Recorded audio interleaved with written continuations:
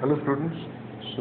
Continuing our lectures on microwave spectroscopy, which we started in lecture uh, microwave spectroscopy. We started our lectures from lecture 156, so it is in continuation to that. Now, in my previous lecture, I had missed one term. This one section I started with isotropic substitution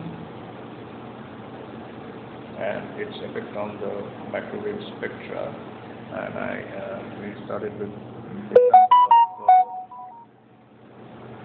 carbon monoxide, where initially it's 12 carbon and 16 oxygen, and if there is an isotopic substitution, we replace this carbon, 12 carbon, by a 13 carbon, and the oxygen remains the same.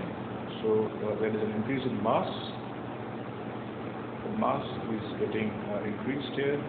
Now B is equal to the rotation constant H by 8 pi square I.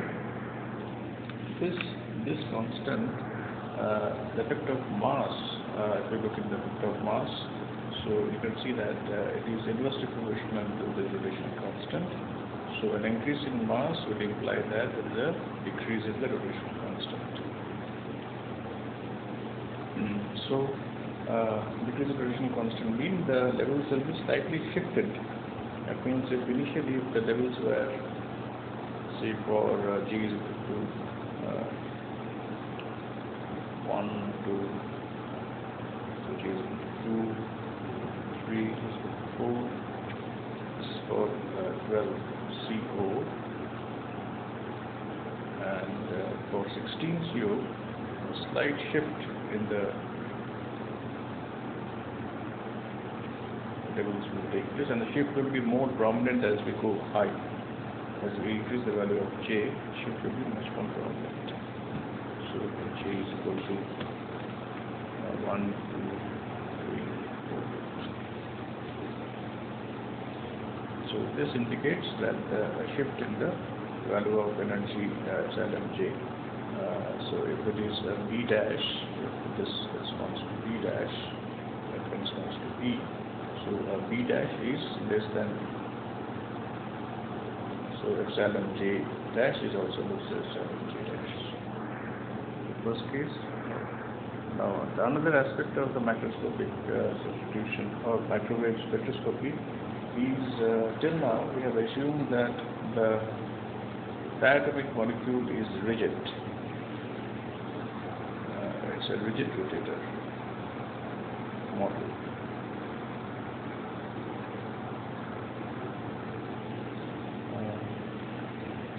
There is no vibrations involved. That means the molecules are fixed. The atoms are fixed at their place, and the bond between them is also fixed. But practically, we don't get a rigid rotator diatomic molecule. What we get is a non-rigid rotator.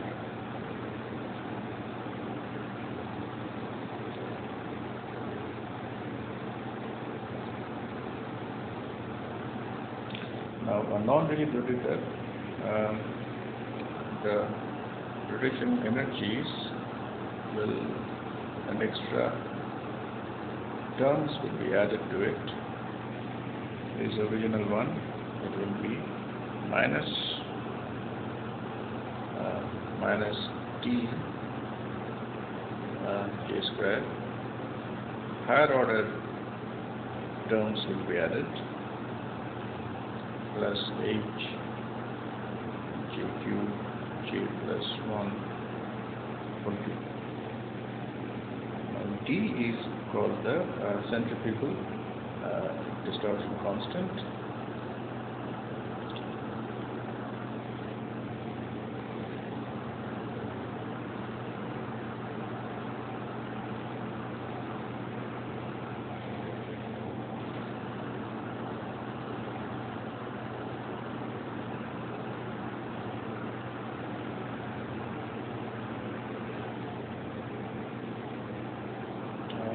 D is equal to 4 d square divided by omega square,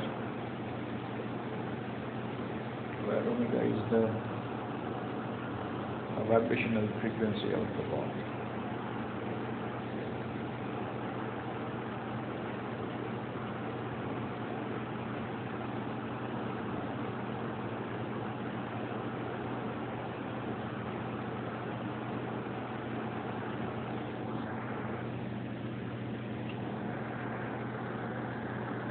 So,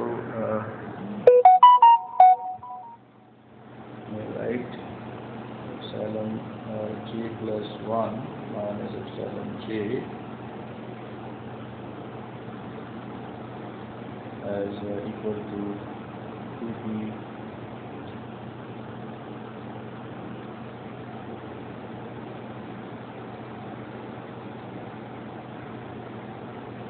j plus 1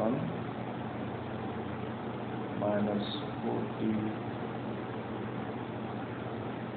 j plus 1 whole cube centimeter inverse.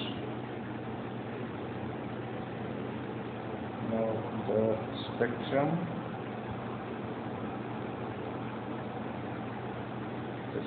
of elastic rotator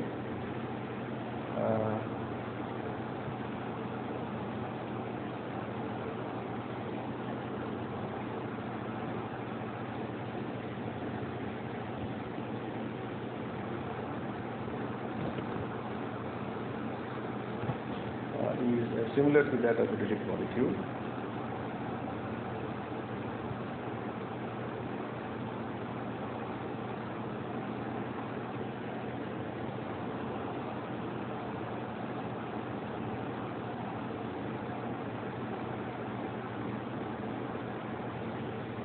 Except that each line is displaced slightly to lower frequency. So this elastic rotator means we are talking about a non-rigid rotator.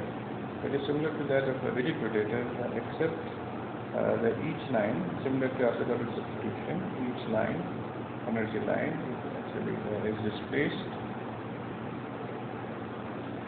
slightly to lower frequency.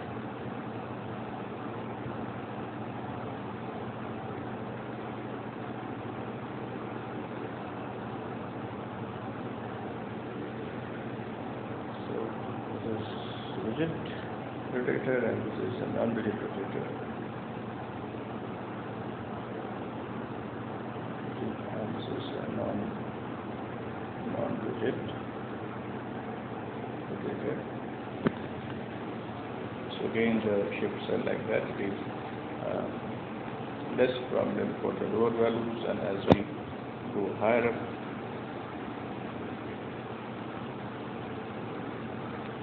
it becomes more and more prominent. And if you look into the spectral lines, so compare it with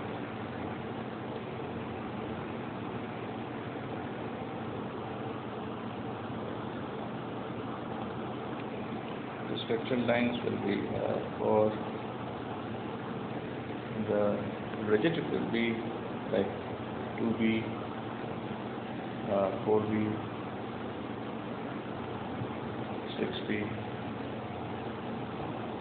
and this is for the rigid, and for the non-rigid it will be slightly squeezed. So initially these lines will be similar, but slowly and slowly it will be more squeezed for 20B, then dash, political dash, then 12B dash section. Non-rigid or elastic rotator.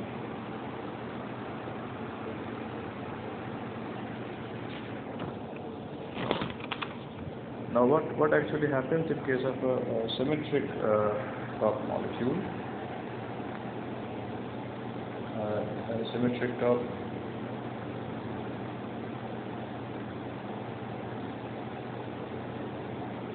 as you can see can be characterized by IB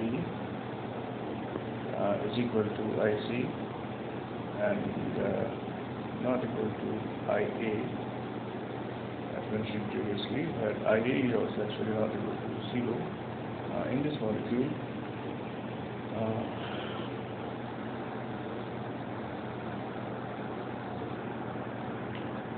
We need to have something like, normally we have assumed that the energy value rotational constant is J into J plus 1, where in V we have only considered it as equal to H by 8 pi square I. See, where this I we have considered it to be either IB or IC as they're equal. But since in symmetric quark molecule this bond axis moment of inertia has also a very high significance, so now the energy value epsilon J will be governed by another quantum number, apart from J, the rotational quantum number, another quantum number K, and it will be E jk by hc, and it is not only Vj into J plus 1, but it will be A minus B into K square centimeter inverse, where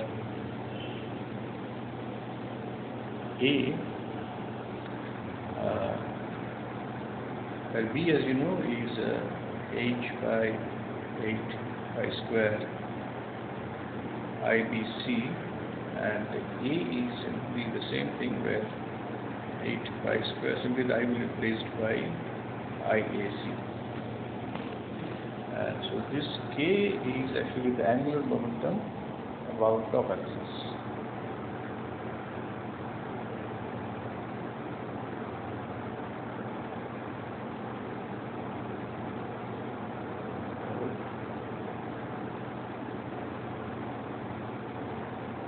Top axis, that means this is molecule A and this is sorry, these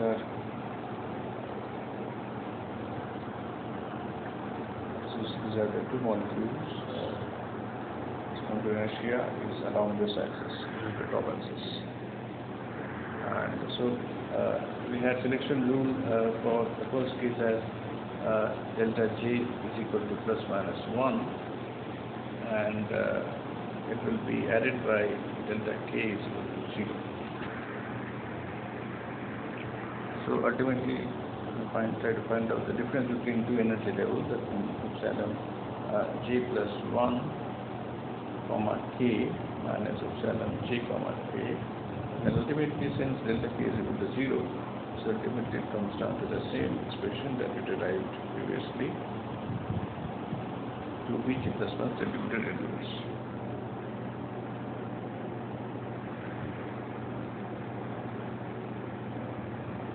Now, another important fact that we are using here in the expression of epsilon J,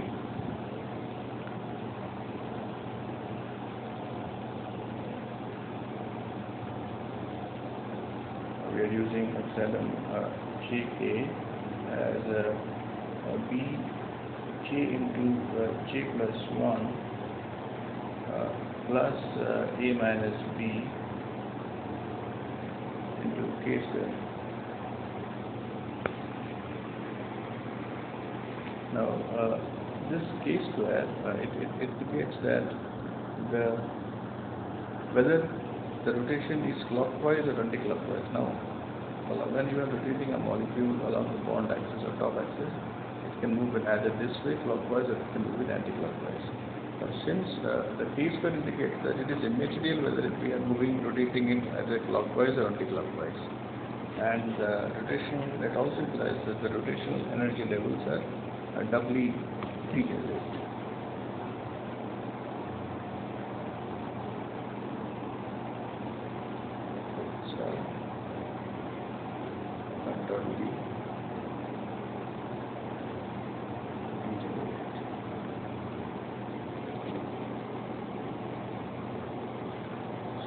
and since we have obtained j plus 1k comma k minus 7jk as equal to 2b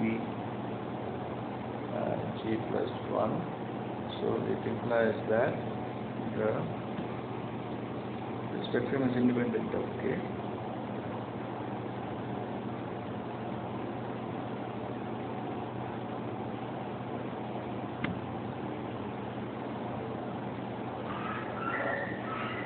And the spectrum is it's similar to a linear molecule.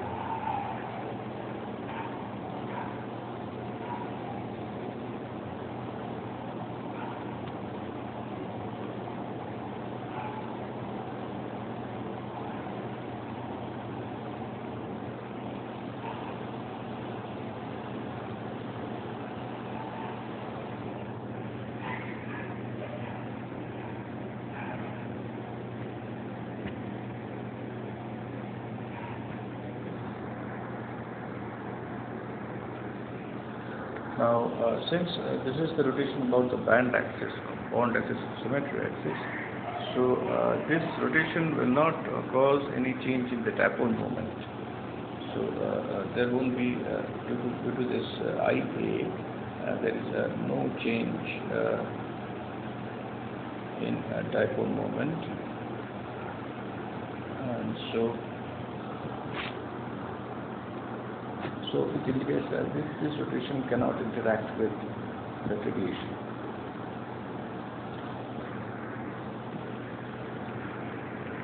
Now we move on to the next type of molecule, that is a spherical top.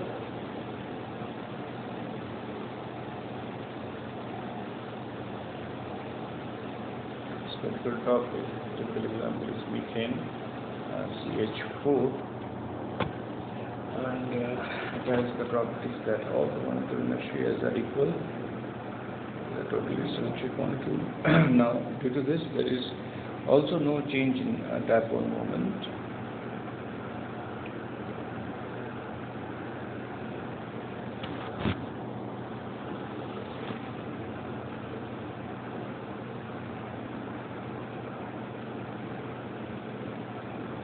And it will not interact with the radiation coming.